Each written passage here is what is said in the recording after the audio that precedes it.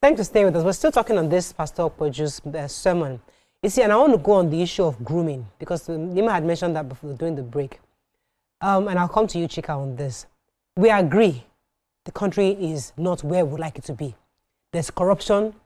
We don't have power. I was celebrating Ikeja Disco the other day, but we're having issues across the nation. But the fact that it seems as if the generation is being groomed intentionally to hate Nigeria.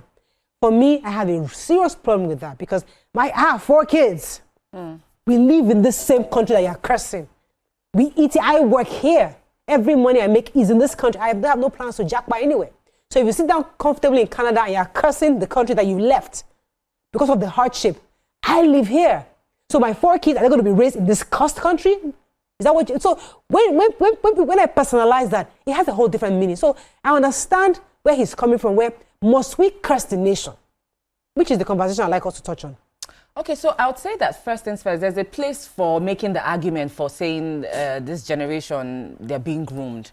And there's a place for saying that the truth of the matter is that reality is staring everyone in the face. So even before this generation of our kids, our generation and our parents before us, would you also say that the sentiments that they hold thanks to their lived experiences on a day-in, day-out basis for over the last since when we had independence, is that grooming? We've been groomed from 1960 up until this point. That's what we're really saying. It's a different thing when it's hard to hate home. It's really hard. I was raised by my dad and mom. It will take the most extenuating circumstances of toxicity and trauma to make me turn my back and say, home, I'm done with you. Because we all as humans have a natural affinity towards home. We can't help it. Yes. Regardless of where we've been, where we've traveled to, there's this innate yearning that you cannot break ties with easily to say, oh, home is dirt, home is... So it takes something truly traumatic to say, you know what? Home, I'm done. And this is the reality that is staring many Nigerians in the face for them to express themselves the way that they do. I do not believe in cursing. I believe there's a way to articulate your thoughts. But you see, sometimes what happens is when people have suffered for so long, the lines become blurred as to what is really cursing and saying, oh, you're making pronouncements that can have definitely effects for the foreseeable future. Let me pause you for a quick second. I'm going to come back to you, Chika. Yeah. Let me take Maurice. He's been holding for a minute. Good morning, Maurice. Yeah, good morning. You're live. Go ahead, please. Yeah, you see, what the pastor said is actually true. Because the problem is that we Nigerians, we don't believe in ourselves. We are very, very lazy, believe in shortcuts. Look at Chinese, Indians. You see them coming to Nigeria because they know the potential of this country. Whereas we, Nigeria ourselves, we believe in shortcuts to go abroad. And by the time they get to abroad, that's why they're not finally realize that it's not really green. The grass is actually not greener on the other side. So we should especially this our youth, they should be prepared to work hard. If you don't want to work hard, you cannot make it. That's why they believe doing all this Yahoo politics as the only way to make it.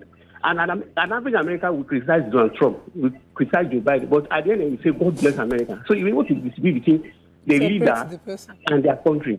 But the case of Nigeria is not like that, and it's quite unfortunate. Because this problem has really gone deep into our DNA that the youth, they don't want to work. So they always want to believe that they can make it through a short term. Thank you. Thank you very much. You see, this is where I have an issue, Chika, and I'll come back to you in a second.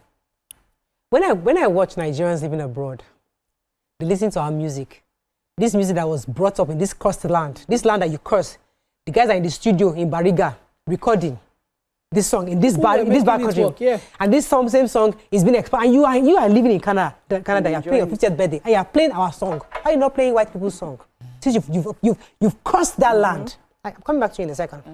The same clothes, all the ugu from Nigeria, all the okra, you are insisting that your people should bring it back. So you still want who you are.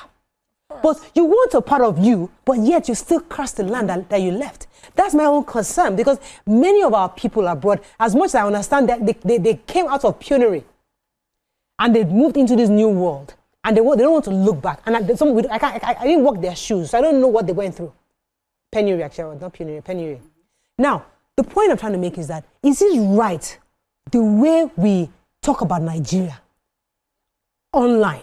Is that the right thing for us to do?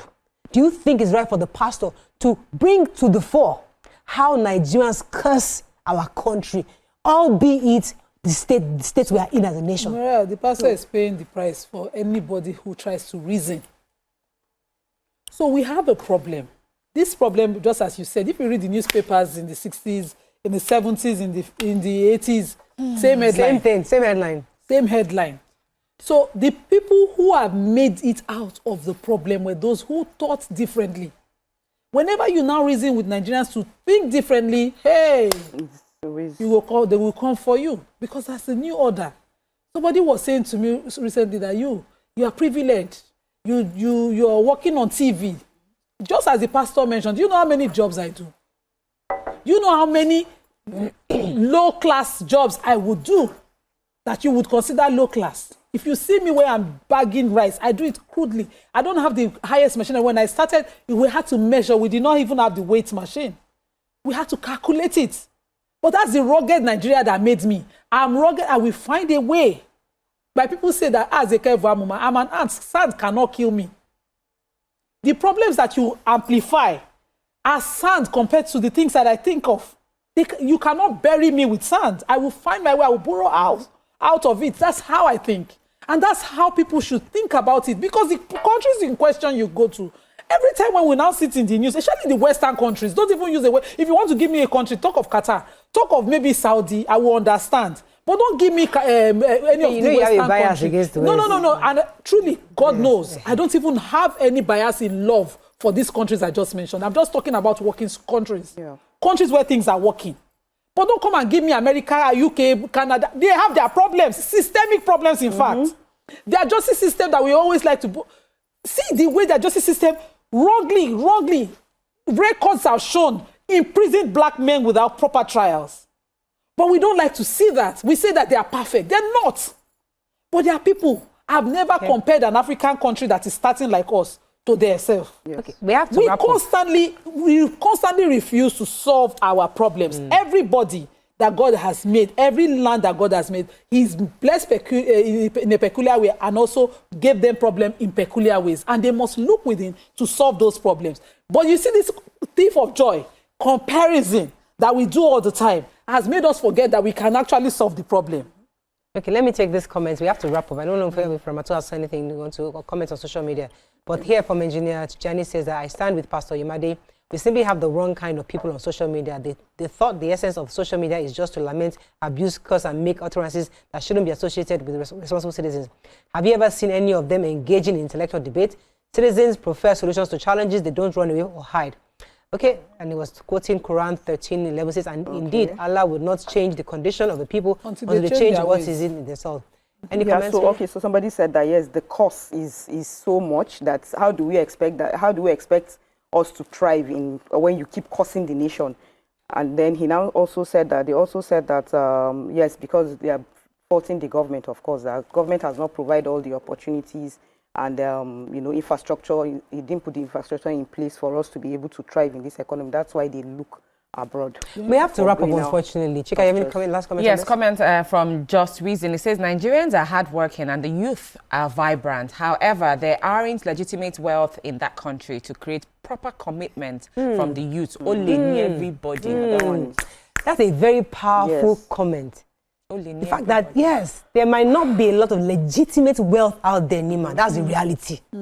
There are people that think they're wealthy. Think that you look at the success in Nigeria. Many of them, it's not legitimate. I always tell people, what is it produced? Because I don't really fancy when it's rich people. I'm very, because of my own personality. If I cannot see what you are buying, you are selling. I will admire you from afar, but I cannot aspire to be like you or be frolicking around you. No way. Because there's got to be something you are selling and you're manufacturing, that you're selling. Before I can acknowledge you as a wealthy person. So you're right. So I guess there are two sides of this argument that we must really be careful. Let's go on a very short break. Let's not forget today's Easter Monday, and we have to understand the essence of Easter. We'll bring in our pastor after the break. Stay with us. We'll be right back.